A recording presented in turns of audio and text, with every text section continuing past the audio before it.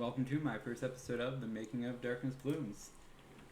I've been working on the story of this game for about 4 years. I've been completely obsessed with it, but not knowing anything about how to make a video game or how to program, I've not been able to put much work into it. I took a swing at it about 4 years ago, but I didn't have enough time. With lockdown, I've managed to find a little bit more. There's been this game that I've wanted to play, this game that I can't find out there anywhere, so I've decided gonna put in the work and try to make it myself. I'm sure there's gonna be lots of learning curves, lots of bumps along the way, but I'm starting to make some progress. So I've decided I'm gonna make some of these videos and bring you guys along on the journey of making this with me. I started learning through Udemy originally, taking some courses off there. I've found a YouTube channel, Mr. Taff Creates.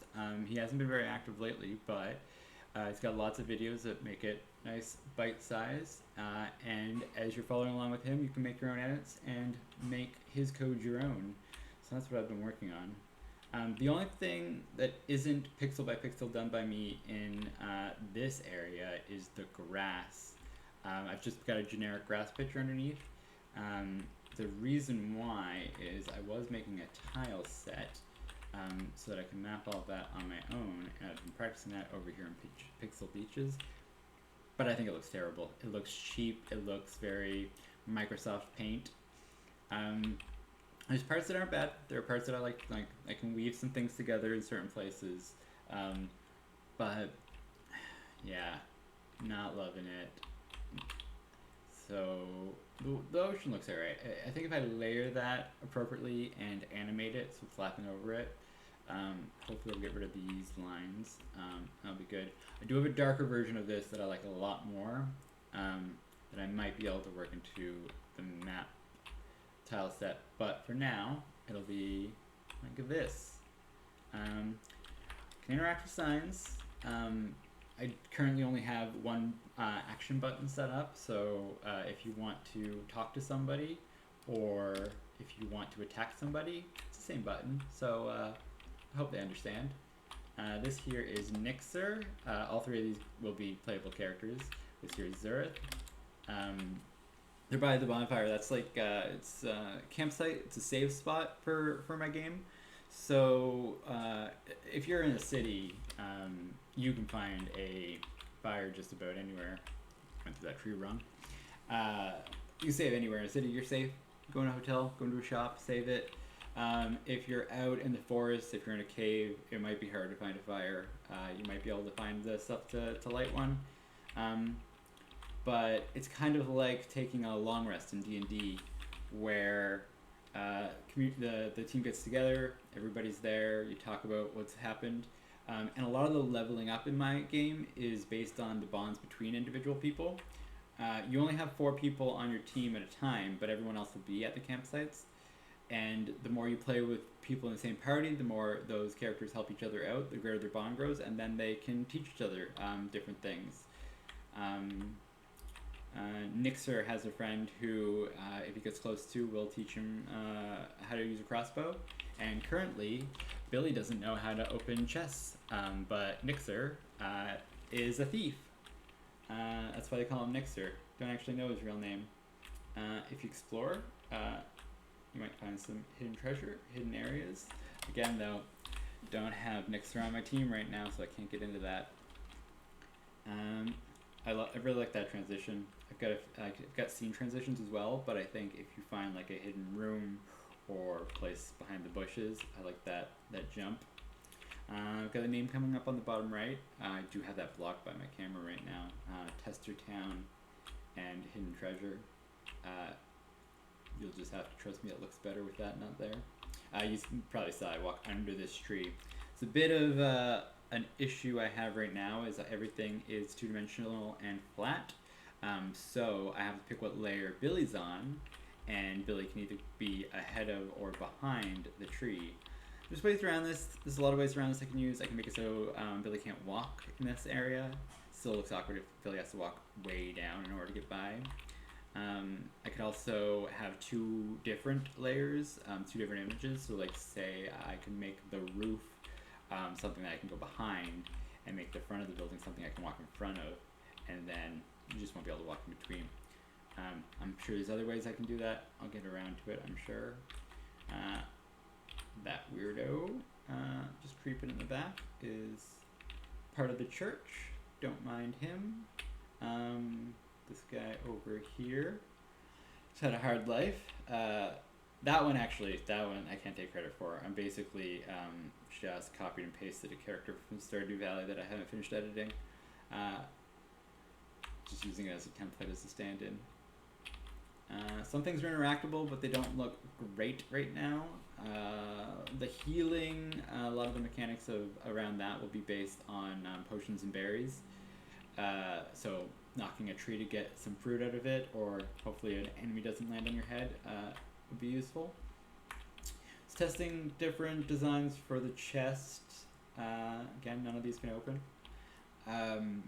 But I'm not sure which one I like best yet. I think I'm going to use the same logic, front-facing logic as everything else, but not sure. You may have noticed they're all different colors. It's going to be based on how difficult they are to open and what kingdom they're under. We've also got this area over here, mushroom fields, which, I forgot I put a little Henry Crabgrass in there. If anybody knows Critical Role, Henry will be in my game as an homage. He doesn't wake up and try to attack me like the mushrooms do. Better be careful, these guys can actually kill me. Oops. Go back to sleep. I'm faster than you. I have a health bar here, but it's not actually reading anything at this point. I'll just let these guys eat me. Let's get eaten by one of the big ones. Ooh. I hope I tasted good. I've been working on the health bar. It's going to be liquid based because all the healing is done through like potions and berries and juices. I've been working on having your status effect appear as a color in the bar. Here's the issue with that being, like, if I'm poisoned and slowed at the same time, what do I do with the bar? But I think there's ways around. I think you make it the most important. I could have it blink between different options. I like it being transparent, so you're going to be able to see background when you're weaker through it. I'm not entirely sure if it should be more transparent. I think it looks kind of like glass, where it might look a little bit too much like a crack pipe right now, but I think it looks like a healing bar. The other thing I was going to show is the dark tiles set. The camera should find Billy. Should be tracing her. Oh, Billy's down at the beach. All that's the same, but this is the grass, and I think looks much less terrible. I think if I had enough variety to it, it won't seem nearly as bad. There's lots of issues still, like the flat cut grass here. It's not like I want everything to work as a transition. Yeah, just testing out ways to make little villages look and work together. Henry Crabgrass needs to be edited, but that's a problem for off camera. Other things I need to work on is I need a name for our flower girl in the top left. Girl all in purple. She doesn't have a name yet. Billy was named by a close friend of mine, Nifty Biscuits. Give him a shout out. And I absolutely love it. Billy is the perfect name for her. But the girl in purple, I've been thinking of naming her Alyssa or Lisa, but I don't love the way those fit. She's all in purple because she's an expert on berries, and she's 12, and she's decided that she can dye all her clothes purple because she knows how to do that, and nobody else does. We've got a childhood friend. Nixer looks like he's the main character here, but he's not. This is going to be our player 1 main character. And this is Asher, our dog. He's a teammate, just as playable as the rest of the characters. Yeah.